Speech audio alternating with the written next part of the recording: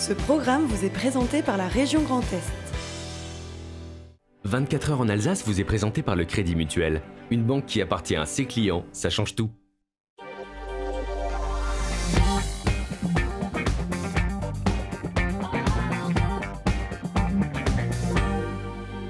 Madame, monsieur, bonsoir. Bienvenue pour une heure d'actualité 100% Alsace, 100% régionale. Et on va partir découvrir nos terroirs. Ça, c'est tous les jeudis. C'est l'apicurien de notre chroniqueuse Valérie Zago. Elle nous amène aujourd'hui à Mittelbergheim, magnifique terroir. Coco Das Vegas, Dominique Grilla, un spectacle détonnant. C'est le 14 février. C'est Rock Around the Bus. On en parle dans quelques instants. Il y aura Marie Furlan qui nous présentera l'association Festigué et la grande soirée à l'Espace Saglio dans le cadre de Strasbourg, Mon Amour. Ce soir, un zapping actu de la semaine sur Alsace 20, c'est ce qu'on vous proposera. Et en fin d'émission, dans le magazine du logement et de l'habitat, eh bien vous saurez tout sur le SLS, qui est le supplément de loyer de solidarité. Christian Rauch sera notre invité. Avant cela, c'est l'actualité. Anna Britz.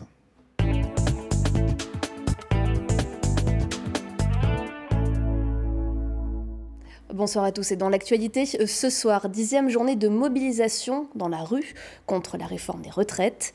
L'Assemblée parlementaire franco-allemande s'est réunie à Strasbourg pour la première fois et puis des Mulhousiens en route pour les championnats du monde d'aviron indoor. Ça se passe à Paris.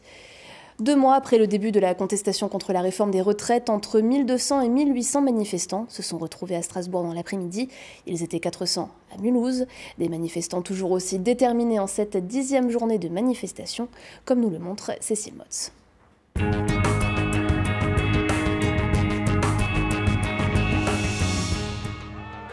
Depuis 2 mois, les manifestations contre la réforme des retraites se poursuivent. Alors que le texte est examiné par l'Assemblée nationale depuis le début de semaine, dans les rues de Strasbourg, les manifestants sont toujours aussi remontés. ASH, c'est agent de service hospitalier. Au niveau des retraites, elles seront déjà à la base, elles ne sont pas mirobolantes. Et donc avec la réforme, je pense qu'on va quand même perdre pas mal. Ensuite, il ne faut pas oublier qu'on est une majorité de femmes. Et avec les congés maternité, les maladies et puis bien sûr aussi les problèmes physiques qu'on peut rencontrer avec ce travail, il ne faut pas qu'on lâche. Il faut que ça bouge maintenant, qu'il bouge le président. Ça fait 14 mois qu'on est dans la rue. Je pense qu'on ne s'arrêtera pas. Plus d'1 millier de personnes ont défilé dans les rues du centre-ville cet après-midi. Alors que tous refusent cette réforme, d'autres projets du gouvernement sont aussi pointés du doigt, notamment dans l'enseignement. Quand on nous parle de revalorisation, de la nécessité de revaloriser les enseignants pour les retraites, le gouvernement avait le moyen de le faire dès qu'il est arrivé au pouvoir. Il a remis en place le jour de carence, il a gelé le point d'indice, qui étaient des moyens tout simples d'augmenter le pouvoir d'achat des enseignants. Il ne l'a pas fait. Donc les promesses, on n'y croit plus. On a décidé avec la faculté des sciences historiques de Strasbourg de venir participer à la manifestation pour affirmer notre soutien contre la réforme des retraites, mais également contre d'autres réformes menées par le gouvernement, et plus particulièrement la réforme pour le master MEF et pour la loi de programmation pluriannuelle de la recherche. Certes, il y a un besoin de réforme, ça, c'est sûr, mais peut-être la façon de la mener qui demanderait plus de concertation avec les citoyens et avec les personnes concernées. Une nouvelle mobilisation aura lieu le jeudi 30 janvier prochain sous la forme d'un défilé au flambeau. Le rassemblement est prévu dès 17 h, place Kléber. 50 députés de l'Assemblée nationale française, 50 députés du Bundestag allemand pour travailler ensemble au rapprochement des 2 pays. C'est en quelques mots le principe de l'Assemblée parlementaire franco-allemande. Elle se réunissait hier et aujourd'hui pour la 3e fois depuis sa création et pour la première fois à Strasbourg. Cécile Motz. C'est un parlement qu'ils n'ont pas forcément l'habitude de fréquenter. Pendant 2 jours, députés allemands et députés français ont troqué Assemblée nationale et Bundestag pour l'hémicycle européen. Une première pour cette assemblée parlementaire franco-allemande, créée en mars 2019 par le traité d'Aix-la-Chapelle. 2 jours de débat pour rapprocher les 2 pays et rechercher l'intérêt commun. D'abord, il y a un traité et il s'agit d'exercer le contrôle de ce traité pour vérifier qu'il est bien et pleinement mis en œuvre. Deuxième chose, c'est une façon de rapprocher les droits de nos deux pays, de le rapprocher en transposant les directives européennes de la même façon et en rapprochant notamment pour l'environnement réglementaire de nos entreprises, pour que nos PME puissent évoluer dans le même, dans le même environnement réglementaire. Et le troisième point, c'est pour que la France et l'Allemagne puissent avoir des positions communes qui pèsent plus au niveau européen. Donc c'est un message sur l'importance du moteur franco-allemand. Une dizaine de députés alsaciens siègent dans cette entité, présidée par Richard Ferrand, président de l'Assemblée nationale, et son homologue allemand au Bundestag, Wolfgang Schäuble. Parmi les thèmes évoqués pendant ces 2 jours à Strasbourg, la défense en présence des ministres des 2 pays. Il était important pour moi de parler de la question des descendants, des incorporés de force, puisqu'ils ont combattu pour la France, ils sont morts pour la France, mais incorporés de force dans l'armée allemande. Et la question est comment ces pupilles de la nation, orphelins pour certains d'entre eux, puissent être reconnus aujourd'hui. Alors reconnus par l'État français, c'est déjà le cas, mais aussi qu'il y ait cette reconnaissance. Et l'idée serait peut-être qu'il y ait un événement franco-allemand. L'Assemblée parlementaire franco-allemande se réunira à nouveau en 2020, mais cette fois de l'autre côté du Rhin.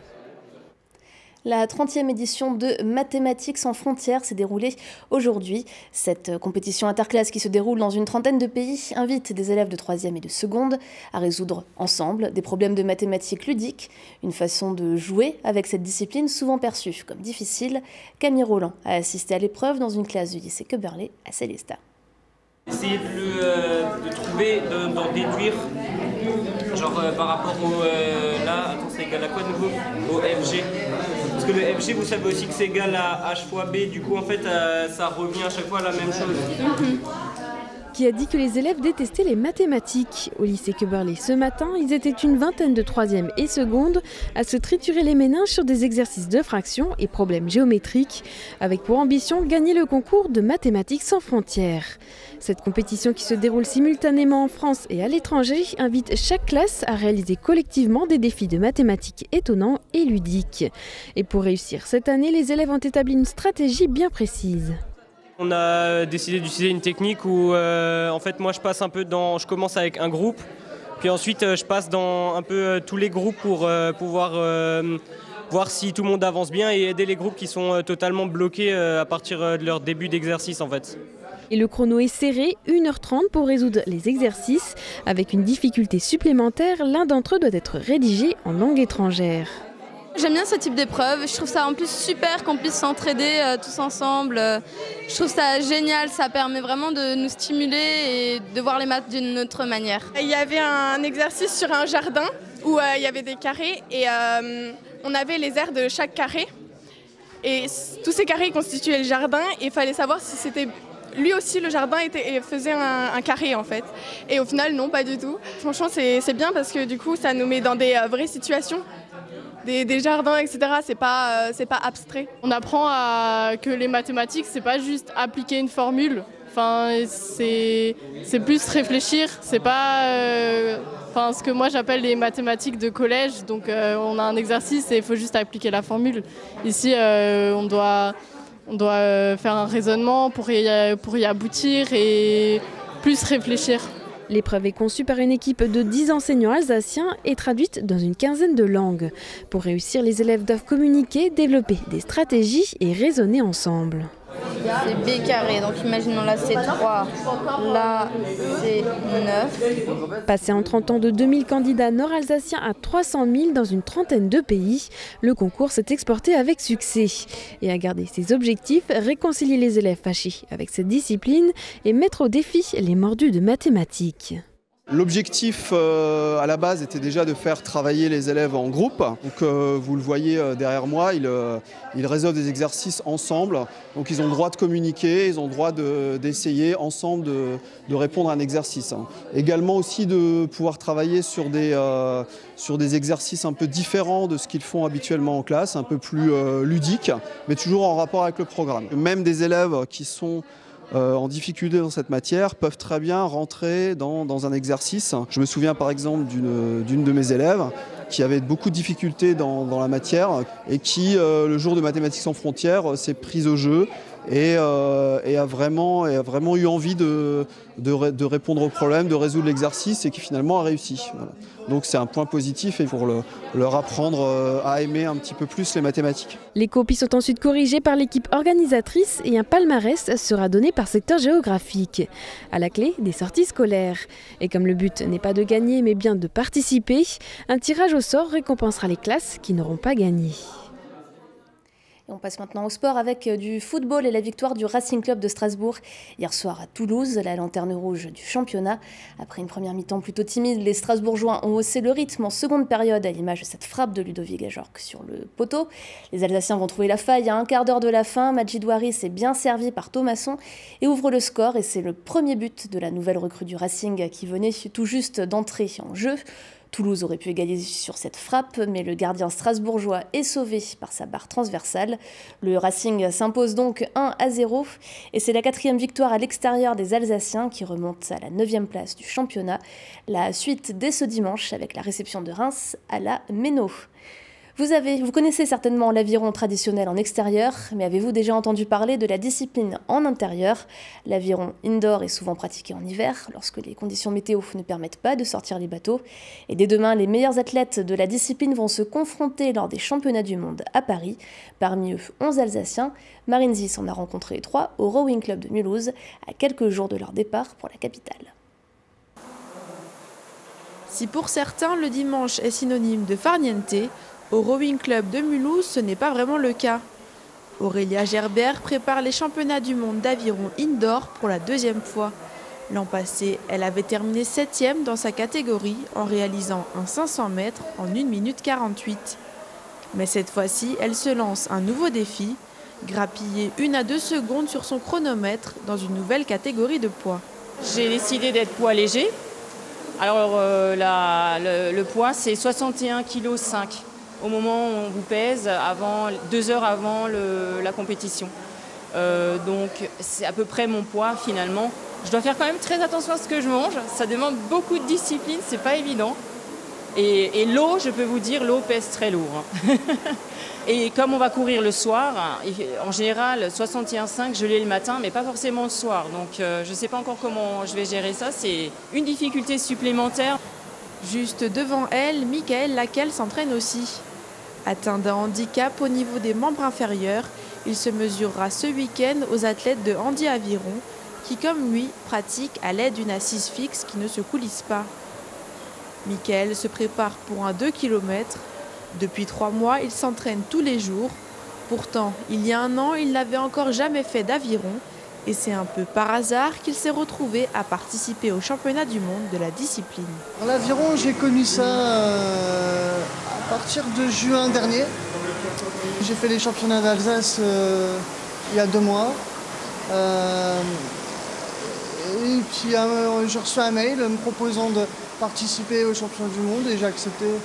Ça s'est fait sur un coup de tête en fait. Sur le vélo, Jean-Pierre Talamona. Lui aussi participe au championnat du monde d'aviron indoor. Mais aujourd'hui, pas d'ergomètre, il est blessé à l'épaule. Jean-Pierre Talamona vise un podium lors de la compétition. Et malgré ses 43 ans de pratique d'aviron, il sait que la concurrence sera rude. La concurrence sur l'aviron indoor est devenue très forte depuis une dizaine d'années. Et nous avons quelques spécialistes de l'aviron indoor, c'est-à-dire qui ne rament pas sur l'eau le reste de l'année forcément. Et donc il est toujours un peu difficile de tirer son épingle du jeu quand on morcelle sa saison en 2. Une partie pour l'aviron de rivière, donc en extérieur sur l'eau, et une partie pour l'aviron indoor. La durée de l'effort, les distances sont les mêmes et elles sont très proches aussi. La différence est sur la technique. Effectivement, on est sur un appareil en indoor qui est très stable, sur lequel il n'y a pas de contrainte d'équilibre, pas de contrainte de synchronisation de l'équipage. Et donc on est vraiment sur un effort physique pur avec une technique un peu particulière, légèrement différente de l'aviron de rivière. Les championnats d'aviron indoor débutent dès ce vendredi. Et qui sait, les Mulhousiens reviendront peut-être de Paris avec chacun une médaille autour du cou. Et on finit ce journal avec l'image du jour, Fanny Kunz. Ça y est, elle fait enfin son grand retour. La neige est tombée dans le massif des Vosges. Un manteau blanc de 10 cm qui s'est fait attendre, mais qui tombe à pic à quelques jours des vacances scolaires. La station du Lac Blanc ouvre donc ses premières pistes ce week-end. Il sera possible de skier sur le haut du domaine et si les conditions le permettent, de nouvelles pistes devraient ouvrir la semaine prochaine. La route des crêtes est ouverte pour les skieurs nordiques. Raquettes et luges trouveront également leur bonheur. Et de nombreuses animations seront organisées pour toute la famille dès l'heure du petit déjeuner samedi matin. Alors tout chousse. Et on les recevra demain justement sur le plateau de 24 ans d'Alsace. Merci Anna, on accueille le plateau du soir. Venez Coco Das Vegas nous rejoindre avec Dominique Grilla. Un spectacle détonnant nous attend, c'est Rock Around the Boss. Marie Furlan qui est avec nous, l'association Festiguer. Celles et ceux qui ne connaissent pas, eh bien on saura tout. Et surtout ce grand spectacle qui aura lieu samedi à l'espace Saglio. Voilà pour le sommaire. On terminera le magazine de la Cibar avec Christian Rauch. Ça sera juste après la météo. Votre programme avec CroisiEurope. CroisiEurope, croisière sur les fleuves et mers du monde à bord de bateaux à taille humaine.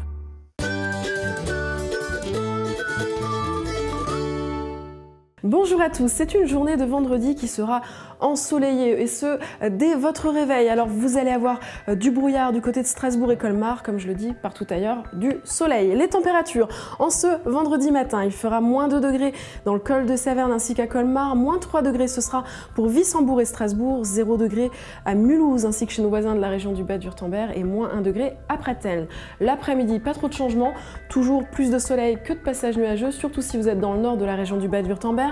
Les températures, quant à elles, dans l'après-midi, il fera 6 degrés dans le nord du Bas-Rhin. On retrouve ces 6 degrés à Mulhouse. 5 degrés, ce sera pour Strasbourg, Kiel, Colmar ou encore Fribourg. Et 7 degrés, la maximale prévue à Bâle et à Karlsruhe. Vos prévisions pour votre début de week-end, eh bien toujours du soleil et des passages nuageux. Et les températures seront comprises entre 8 et 11 degrés dans votre après-midi. En ce vendredi, nous célébrons les Eugénies. Bonne fête! Le soleil se lèvera à 7h50 pour nous dire au revoir à 17h36. Excellent moment à tous et à demain!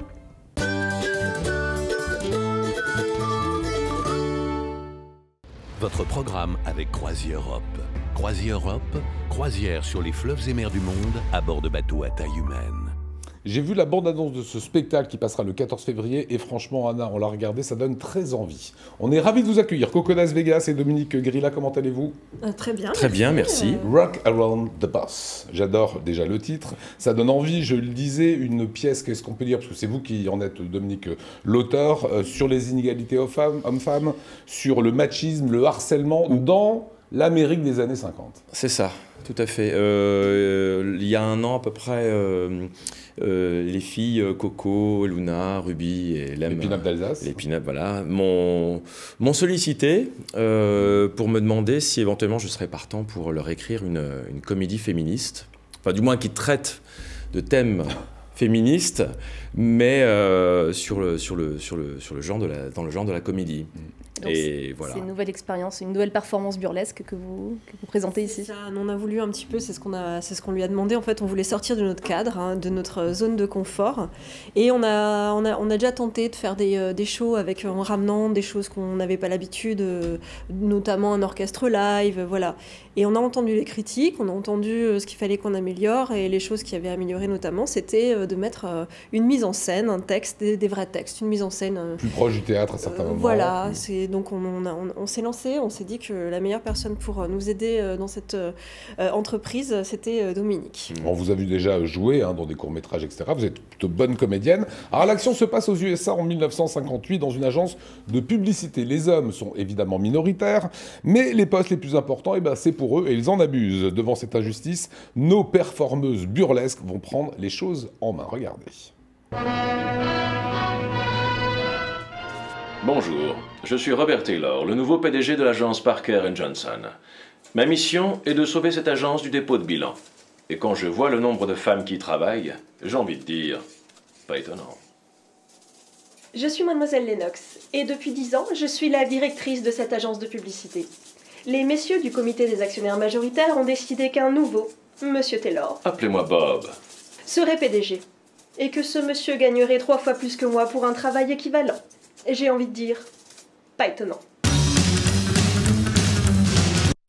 Jane, je crée les affiches pour l'agence. C'est vrai qu'il est autoritaire. Voilà, elle est à 2 de tension, elle, on adore. Hein. Oui, oui.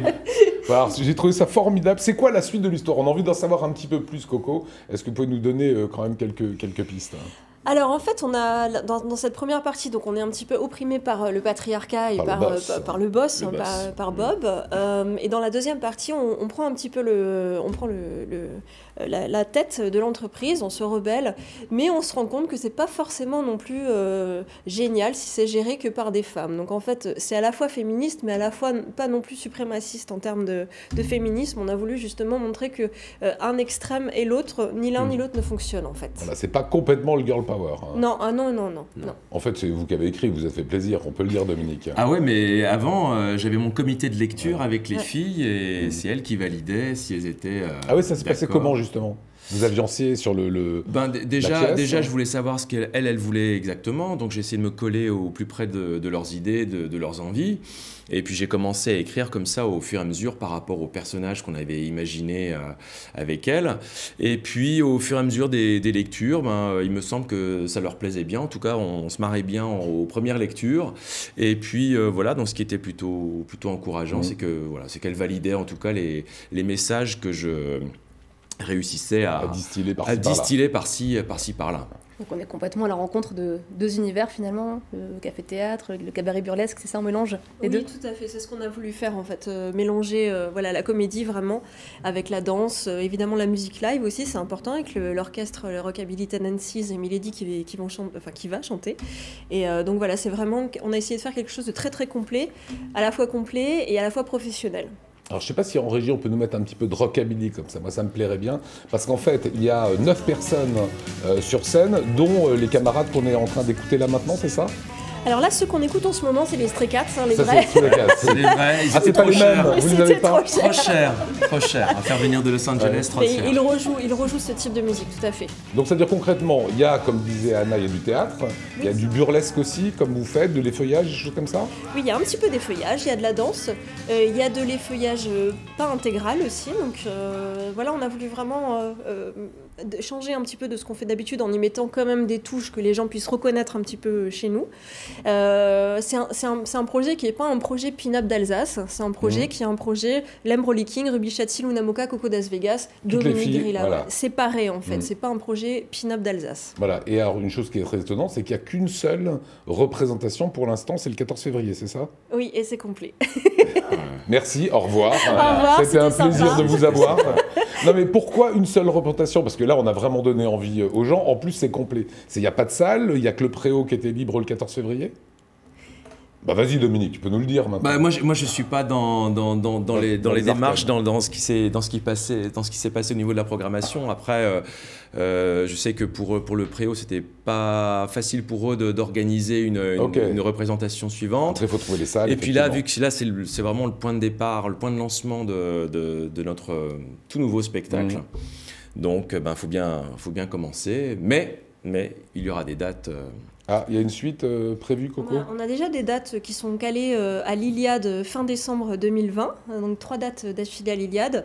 Et on attend évidemment des programmateurs qui viendront nous voir le 14 février et peut-être des programmateurs qui ne viendront pas nous voir. On aimerait beaucoup se faire programmer dans les salles de spectacle d'Alsace, de Navarre. Bah, ce serait une bonne chose, des filles qui font leur révolution. C'est une agence de pub, c'est ça? Oui, tout à fait, oui. Voilà. Agence de publicité. Et j'aime bien la première phrase quand vous êtes le boss, quoi. Comment vous faites? Je suis... Bonjour, je suis Robert Taylor, le nouveau PDG de l'agence Parker & Johnson. Ouais, il donne vraiment envie. Allez voir, n'allez pas le voir, c'est complet. Vous irez le voir à la fin de l'année, en tout cas, on peut revoir l'affiche. Ça donne vraiment envie, c'est très sympa, Rock Around the Boss. Vous regardez bien sûr 24 heures en Alsace, et ce soir, c'est un zapping de l'actualité qu'on vous propose. C'est nouveau, c'est le billet d'humeur d'Alsace 20. Regardez. Attention, elle revient, mais qui? Mais c'est elle! Catherine Trottmann, bien sûr, la star du mercredi, qui prend la place de numéro 1 de la liste socialiste à Strasbourg. On continue avec une arnaque. Pour être plus vertueux, une célèbre course sur glace, le trophée Andros, est désormais réservée aux véhicules tout électriques pour lutter contre le réchauffement climatique.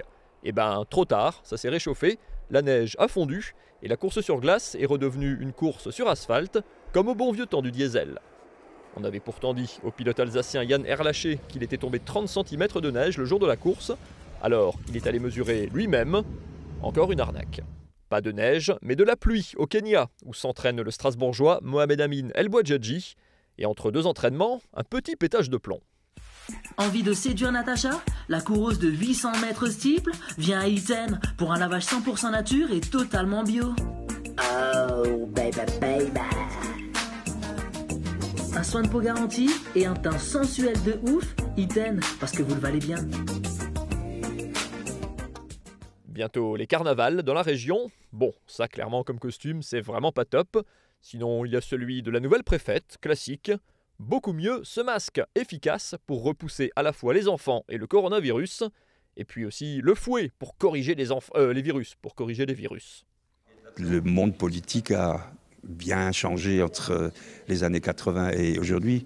Tu l'as dit, Roger. Maintenant, grâce à la réalité virtuelle, Jean Rotner, le président de la région, peut ainsi s'imaginer en cuisine avec Nicolas Riffel en train de préparer un bon tagine. Delphine Vespizer, elle, voyage carrément dans le temps, direction les années 60, chez un fan d'Elvis de la région. Waouh! Ah ouais, là directement, Elvis Presley. C'est incroyable, c'est une passion qui prend toutes les pièces et qui prend ton cœur et qui prend ta tête et c'est une vraie passion. Tout à fait, et une âme. Mais la vraie question de la semaine, c'est qui a la plus belle chemise? Pour voter, on peut lever la main, ou brandir un petit papier, ou lever son verre, comme Valérie Zago. Sans suspense, c'est l'inévitable Martial Debrief qui l'emporte une nouvelle fois, haut la main. Oui, ça c'est sûr, Martial, c'est le champion là-dessus. À suivre, c'est Marie Furlan, on va parler de Festiguet, on va parler de l'espace Saglio, c'est du côté de la Méno. Grande soirée que vous organisez ce samedi, on retrouvera Valérie Zago à Mittelbergheim et on parlera de la Cibar, c'est juste après ça.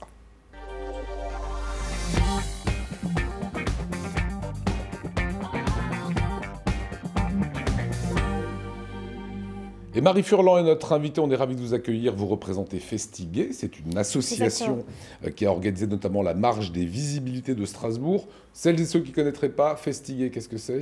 Alors Festiguet, comme vous l'avez dit, c'est l'association qui organise la marche des visibilités chaque année, depuis plus d'une dizaine d'années. Et on organise aussi d'autres petits événements au cours de l'année pour nous aider justement à financer cette marche. Et notamment un grand événement qui aura lieu samedi. Exactement. C'est la deuxième année qu'on organise un événement dans le cadre de Strasbourg Mon Amour. Ouais. Mais c'est la première fois que c'est dans le programme officiel, donc on est vraiment très contents. Strasbourg Mon Amour essaie d'être un peu plus inclusif cette année. On l'a vu dans les affiches notamment, il y a des couples de filles. Ça manquait avant. Ouais, c'est ça, oui. Mais ils ont été un petit peu repris l'année dernière sur ça et c'est vrai que là, voilà, ils se sont dit, faut suivre le mouvement et y aller, quoi. Donc, nous, on est très contents, du coup, de faire partie de ce mouvement. Voilà, c'est une fierté pour vous d'en faire partie. Ouais, carrément, ouais. Voilà, et comment ça s'est fait? C'est vous les avez interpellés, vous leur avez dit, voilà, Strasbourg Mon Amour, c'est tous les amours, quels qu'ils soient. C'est ça. Comme je disais, on a fait l'année dernière déjà une soirée qui n'était pas dans le cadre, dans le programme officiel, mais qui était quand même dans Strasbourg Mon Amour, qui était quand même inclus dans l'événement. Et là, cette année, on leur a dit, voilà, on a vraiment envie de faire partie du programme officiel. On leur a soumis le projet, ils ont tout de suite validé, ils ont été très contents qu'on propose ça. Donc voilà, c'est super. Du coup, il va se passer quoi? Alors du coup, c'est une soirée donc au studio Saglio, c'est à partir de 22h30 et on a 2 DJ qui viennent mixer. Donc le thème c'est les divas, donc on espère entendre pas mal de grandes divas. Du coup pendant cette soirée, faut venir déguisé, c'est plutôt mieux, strass et paillettes pour faire la fête. Voilà, vous n'aimez pas les divas, Coco Das Vegas, vous nous l'avez dit tout à l'heure. Mais la baseline, en fait, la punchline, c'est « Don't be a drama queen, just a diva ». Ah d'accord. Voilà, voilà c'est dans ce sens. C'est dans ce sens. C'est ça. Voilà, vous le comprenez mieux. Parce que, voilà, une diva, ça peut être sympa si on n'est pas comme Maria Carré. C'est ça. Il y a plusieurs types de divas. Voilà. Vous avez organisé la marche des visibilités. Ça va se refaire cette année, j'imagine? Oui, c'est tous les ans. Et cette année, c'est le 13 juin, samedi 13 juin, place de l'Université pour le village associatif, donc avec toutes les assos LGBT de Strasbourg et d'Alsace. Et après, on déambule dans tout Strasbourg avec les chars, pareil, avec toutes les assos. Voilà, on est bien d'accord que ce n'est pas que des gens LGBT qui viennent, c'est tout le monde. Non, oui, c'est vraiment ouvert à tout le monde. Comme Strasbourg Mon Amour accueille tous les amours de tout le monde. Oui. Est-ce que ça participe à changer un peu les consciences aussi, de faire comme ça des manifestations, des marches où il y a une vraie visibilité? J'ai l'impression les mentalités changent de toute manière, quoi qu'il arrive. Et pendant les marches, on voit qu'il y a autant des ados que des parents, que des grands-parents avec leurs petits-enfants. Enfin, voilà, ça rassemble en fait vraiment tout le monde, que ce soit des personnes LGBT ou pas. Et oui, je pense que ça permet de faire changer un petit peu tout ça. Et le fait de pouvoir en parler, notamment ici, sur votre chaîne, ça permet que le grand public puisse connaître un peu tout ça, toutes ces démarches. Puis ça rentre dans le cadre d'une programmation, il y a tout un mois aussi autour d'événements. Oui, c'est ça, oui, il y a tout un mois. La marche clôture plus ou moins ce mois des visibilités.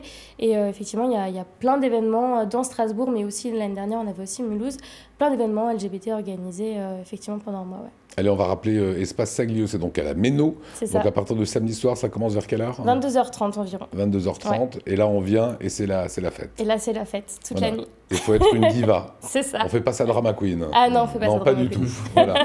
Bon, c'est une semaine avant votre événement, Coco et Dominique. Oui, comme ça, les gens qui ont prévu de venir nous voir auront le temps de se reposer un peu et être en pleine forme. Voilà, et surtout on vous attend nombreux à cette soirée Espace Saglio. Ah oui, enfin je sais pas, tu as des choses de prévues, je sais pas, faut que je regarde si je me trouve une petite robe. Je peux t'en prêter, j'en ai plein de très belles. Là on est dans le cliché, vous avez vu, il a remis sa casquette de boss. C'est pas grave. On vient comme on veut, on vient comme on veut. Colle à la peau. Voilà, je sais pas si on a l'affiche, les camarades de cet Espace Saglio, elle est bien colorée, elle est plutôt très sympa. C'est le Crazy in Love, Just Be a Diva, le 8 février, c'est donc samedi à partir de 22h30. Merci beaucoup Marie. Merci à vous. Voilà, éclatez-vous, Merci. prenez du plaisir. Le Strasbourg, mon amour, on en parlera la semaine prochaine sur ce plateau. Bonne route Dominique et Coco. Merci. Pour Merci ce à vous. spectacle qui fait envie, qui aura lieu le 14 février. À suivre, ça va être Christian Raor dans un petit instant. Et il y aura également Apicurien avec Valérie Zago. Elle nous amène à Mittelbergheim.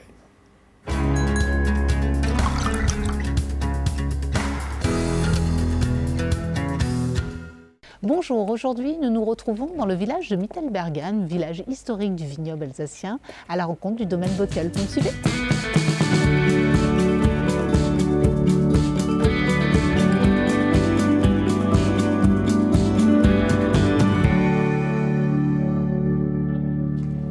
Bonjour Thomas. Bonjour Valérie. Merci de nous accueillir chez vous, au domaine Bockel. Je voudrais aujourd'hui qu'on parle du Sotzenberg, même s'il ne fait pas très beau, on va quand même en parler dans les vignes. Je vous suis ? Oui, par ici.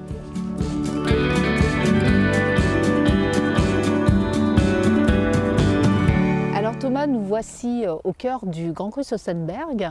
La particularité de ce Grand Cru, c'est d'être le seul à pouvoir utiliser le cépage sylvaner. Bon, c'est relativement récent, enfin en tout cas l'autorisation date de 2005. Oui. C'est quoi l'origine de cette histoire très atypique pour le coup? Alors l'origine de cette histoire, c'est aussi un attachement à ce lieu-dit. C'est historique, hein. Mais par le sylvaner, par la production de sylvaner.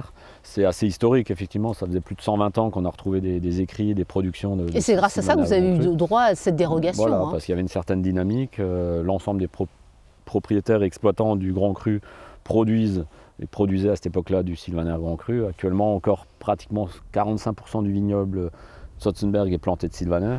C'est des sylvaners vraiment différents d'autres villages viticoles. Ce sont des sylvaners de terroir avec beaucoup de minéralité. Et c'est devenu un peu le fer de lance du village. Alors effectivement, c'est un peu la spécificité du village. C'est quelque chose qui attire beaucoup de gens, beaucoup de nouveaux clients, beaucoup de restaurateurs, de sommeliers, de cavistes. Potentiel de garde incroyable. Ah oui, tout à fait. Oui. Hein, donc j'ai hâte de le déguster, mais ça on verra un peu plus tard. Ouais. Et au niveau du terroir, il y a une diversité également au niveau des sols. C'est un terroir marno-calcaire dans son ensemble, donc sur une base calcaire, beaucoup d'argile, donc les marnes ce sont des argiles très profondes, hein, c'est ce que vous me disiez, qui amènent justement la puissance au vin. Très bien irrigué en été aussi, avec le changement climatique, on est vraiment content de donc ce terroir. Pas de stress hydrique. Voilà, très peu de stress hydrique. On a une partie plus caillouteuse en couche superficielle qui est à l'ouest et à l'est une partie plus ferrugineuse. Propice au pinot noir. Au pinot noir entre autres, au gewürztraminer, mais aussi surtout au pinot noir pour faire des grands rouges. On n'a pas le droit de le revendiquer pour l'instant, le pinot noir en Grand Cru, mais voilà.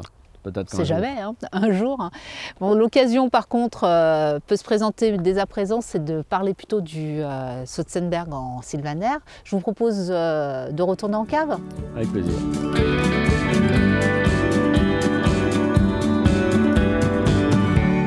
Thomas, voilà le moment tant attendu, en tout cas en ce qui me concerne, c'est de goûter, de déguster un Grand Cru Sotzenberg sur un sylvaner. Et vous êtes allé nous chercher un vieux millésime, 2009, c'est ça? Voilà, 2009, donc ce vin a 10 ans. 10 ans. Et c'est une étape dans un vin de 10 ans. Donc ça nous permet quand même de voir qu'il a encore un potentiel. Quelque part, on va le goûter, mais peut-être d'au moins 10 ans, voire plus. Bon, on vient d'ouvrir la bouteille, donc le nez est un peu fermé. Voilà, tout à fait, on pourrait les carafer. Moi, j'aime bien carafer les vins blancs, surtout que maintenant, il y a de belles carafes à vin blanc qui conservent justement avec un récipient la fraîcheur des vins. Et en bouche, ça donne quoi? En bouche, on a une belle structure basée sur la minéralité, non pas sur l'acidité. Exactement. Un joli gras, une jolie présence en bouche. Hein. Alors tout ça, c'est aussi grâce à... Alors c'est un millésime chaud 2009, et donc c'est grâce au sol marno-calcaire qui retient bien l'humidité en été, qui permet d'avoir cette structure assez massive autour de la minéralité. Et puis finalement, on ressent peu, il n'y a pas de marqueur cépage, hein. C'est pas évident de dire c'est un sylvaner. Là, c'est la notion de terroir, voilà. On est sur un grand vin de terroir. Alors le sylvaner, et là, c'est la vigne qui vraiment permet d'identifier le terroir dans le vin, quoi. Donc on identifie 100% le terroir et plus le cépage, quoi. Et du coup, on l'associe avec quoi? Sur quel type de cuisine Alors, moi je trouve ça, actuellement, un millésime comme ça, 2009, voire plus jeune, en ce moment en hiver, c'est excellent sur une raclette. Alors là, c'est moi je suis partant, pour accord. Je suis très partant d'un grand vin sur un plat plutôt populaire, je trouve ça bien. Oui. Parce que tout le monde en mange. Ça casse un peu les codes, et puis on en ouvre plus facilement. Donc ça, c'est plutôt pas mal. Et tout le monde mange de la raclette. Oui, et puis c'est vraiment la période hivernale. Voilà. C'est parfait. Je vous souhaite de tester cet accord atypique, hein, et on se dit à vos verres et à jeudi prochain.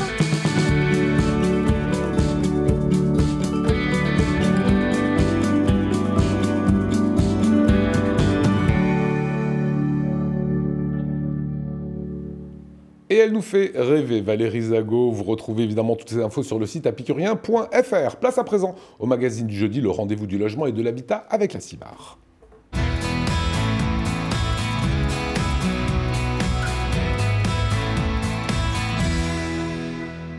Avec notre invité Christian Raor, comment allez-vous? Très bien, merci. On est ravis de vous accueillir. Alors vous habitez peut-être un logement social et vous dépassez le plafond de vos ressources qui vous permet de vivre dans ce logement. Le supplément de loyer de solidarité va peut-être vous être demandé par le bailleur social. Donc, alors j'ai bien lu supplément de loyer de solidarité qu'on appelle également le SLS. C'est ça. Là, Christian, j'ai besoin de vous, il faut décrypter. D'accord. Donc le supplément de loyer de solidarité, c'est un complément de loyer qui sera réclamé à certains locataires à partir du moment où ils dépassent les plafonds, mais dépassent de façon significative les plafonds d'attribution du logement social. Donc c'est un dispositif qui est propre au logement social, ça ne s'applique pas au logement du parc privé. Et, voilà. Et par équité, il payera un peu plus son loyer. Exactement. On va en savoir un petit peu plus avec Fanny Kounz et Romain Audiker. Ils nous éclairent sur ce dispositif SLS. Le SL quoi? Le SLS, le supplément de loyer de solidarité. Mais qu'est-ce que c'est? Si vous occupez un logement social, chaque année, une enquête est réalisée pour connaître l'évolution de votre situation financière et familiale. Pour continuer à disposer de votre logement, vos revenus ne doivent pas dépasser un certain plafond de ressources. Si vos ressources excèdent 20% du plafond, vous serez alors impacté par le supplément de loyer de solidarité. Ce supplément se rajoute alors à votre loyer et devra être payé tous les mois à votre bailleur social. Mais le montant du SLS n'est pas le même pour tout le monde. Il est calculé selon certaines conditions. Tout dépendra de la localisation de votre logement. Un locataire d'Île-de-France ne paiera pas le même montant qu'un Strasbourgeois. Le type et la taille de votre logement seront aussi évalués. Le nombre de personnes logées entrera également en compte dans le calcul du supplément de loyer de solidarité, tout comme le coefficient de dépassement du plafond de ressources. Attention, le SLS ne peut pas faire augmenter de plus de 30% vos dépenses pour votre logement. Prenons un exemple. Si vous déclarez un revenu fiscal de 36 000 €, votre loyer, vos charges, plus le SLS, ne peuvent pas dépasser 900 € par mois. Bien entendu, en fonction de votre situation, la CIBAR vous demandera des documents administratifs et vous préviendra de tout changement. En cas de doute, vous pouvez retrouver les réponses à vos questions sur le site servicepublic.fr. Alors Christian Raor, dans quel cas on applique ce supplément de loyer de solidarité? Alors le SLS est dû dans 2 cas de figure, donc votre reportage était très complet, donc on comprend bien. Il est dû essentiellement à partir du moment où les personnes dépassent de plus de 120% les plafonds de ressources qui leur étaient imposés, auxquels ils étaient soumis quand ils sont entrés dans le logement social. Ça veut dire que si la personne est rentrée, elle gagnait 1 500 € par mois, elle est augmentée par son patron de 200 €, ça peut dépasser. Ça peut. Là, on est sur des plafonds plus élevés, mais oui, c'est tout à fait l'idée. Et donc, à ce moment-là, on applique un complément de loyer qui est fonction de l'importance du dépassement de ce plafond. Le SLS est également dû, mais là, ça représentera plus une sanction si la personne s'abstient de répondre à cette enquête, qui est une enquête obligatoire. À ce moment-là, ça donne lieu à l'application d'un SLS forfaitaire avec un taux majoré. Mais je précise quand même que ce montant est provisoire, ça veut dire que si la personne finit par s'acquitter de ses obligations, il lui sera restitué, il sera remboursé. Ça sera pondéré après. Voilà. Donc il faut juste préciser que certaines personnes sont exclues du dispositif, les personnes qui bénéficient de l'APL, qui sont réputées avoir des revenus inférieurs au seuil de déclenchement du SLS. Et des locataires de certaines zones géographiques sont également exclus. Donc les zones qui sont caractérisées par une particulière précarité économique des habitants, les QPV, les quartiers prioritaires de la politique de la ville, les anciennes US, qui n'existent plus, mais les locataires qui étaient en place au 1er janvier 2004 disposent encore de cet avantage, donc ils sont exonérés du SLS, et dans les zones de revitalisation rurale, mais il n'y en a pas en Alsace, donc je ne m'étends pas. Et alors concrètement, si on prend l'exemple d'une famille ou d'un couple, qu'est-ce que ça peut représenter? Oui, alors il faudrait que je prenne un exemple. Donc nous avons, prenons par exemple un couple avec 2 enfants, ils occupent un logement de 67 mètres carrés, ils perçoivent 45 000 € de revenus. À 2. À 2, enfin pour l'ensemble du foyer. À ce moment-là, le SLS est calculé, les fonctions de 3 paramètres, donc la surface du logement, l'importance du dépassement et un coefficient qui dépend du secteur géographique. Comme on l'a vu, à Paris, il est plus cher qu'à Strasbourg ou en province. À ce moment-là, donc, ça représente un taux de dépassement de 35% et ça donnerait lieu à l'application en campagne, secteur campagne par exemple à Vasselonne, à 20 € de loyer supplémentaire. Par mois et 80 € supplémentaires à Strasbourg. Donc la différence entre le secteur campagne et la zone urbaine est à peu près de 1 à 4. Et à l'inverse, si jamais une personne a moins de rémunération une année, ça se passe dans l'autre sens, c'est aussi pris en compte? Il n'y a pas de diminution du loyer. Par contre, si une personne est soumise à un SLS et que ses revenus diminuent de façon significative, donc il faut que la différence représente au moins 10%, à ce moment-là, on recalcule le SLS. D'accord. Il y a toujours le principe d'équité. Le principe d'équité. Et on tient compte de l'adaptation, des modifications, des évolutions de la situation des personnes. Et ces personnes justifieront donc des ressources perçues sur les 12 derniers mois ou sur la dernière année. Et donc vous disiez, c'est obligatoire de répondre à cela, et si on ne le fait pas, il peut y avoir un forfait, c'est ça? Qu'est-ce que risque le locataire? En fait, si au bout de plusieurs années, vous voyez que quelqu'un ne l'a pas fait, quoi. Voilà, c'est ça. Donc en fait, il y a 2 types de sanctions. Les premières sont économiques. Ça veut dire qu'il y a l'application automatique de frais de dossier, dont le montant peut représenter jusqu'à 25 €. C'est le tarif qui est appliqué à la CIBAR. Et l'application du SLS forfaitaire, ce que je vous ai dit, d'un montant qui est majoré. Et donc une loi récente, la loi Elan de 2018, a prévu une sanction beaucoup plus grave qui consiste à priver du droit au maintien dans les lieux le locataire qui s'abstiendrait de répondre 2 années consécutives au SLS. Il doit quitter. Alors, il y a un certain délai quand même, au bout de 3 ans et demi. Pardon. Mais il est plus bienvenu puisqu'il a aussi fraudé. C'est-à-dire, en fait, c'est vraiment un point important que la loi exige. Donc, c'est de justifier de ses ressources quand l'accès au logement est conditionné par des revenus. Voilà, pour des problèmes d'équité. Tout à fait, c'est un dispositif. C'est relativement logique. Merci beaucoup Christian Raor pour ces explications. Je rappelle que vous êtes adjoint au responsable du pôle location-vente à la CIBAR. Merci beaucoup Anna, nous on va se retrouver demain. Demain 19h, fidèle au poste sur Alsace. Je vous souhaite une très bonne soirée. Salut.